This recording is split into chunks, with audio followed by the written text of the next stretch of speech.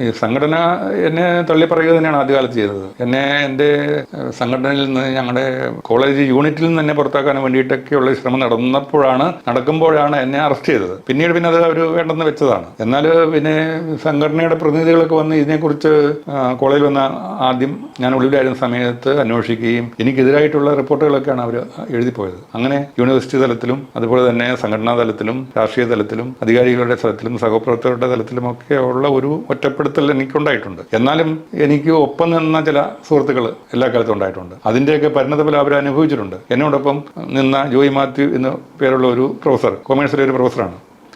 അദ്ദേഹത്തിന് അർഹതപ്പെട്ട ഒരു HOD സ്ഥാനം, വകുപ്പ് മേധാവി സ്ഥാനം പിന്നീട് മാനേജ്മെന്റ് കൊടുക്കാൻ തയ്യാറായില്ല. അദ്ദേഹത്തിന് അവസാനം അദ്ദേഹത്തിന്റെ ശിഷ്യന്റെ കീഴിൽ അദ്ദേഹത്തിന്റെ ശിഷ്യൻ വകുപ്പ് മേധാവിയാകുകയും അദ്ദേഹത്തിന്റെ കീഴിൽ അധ്യാപകനായിട്ട് പ്രവർത്തിക്കുകയും ഒക്കെ ചെയ്യേണ്ടി വന്നിട്ടുണ്ട്. അത്രമാത്രം എന്നെ സഹായിച്ച ആളാണ് അദ്ദേഹം.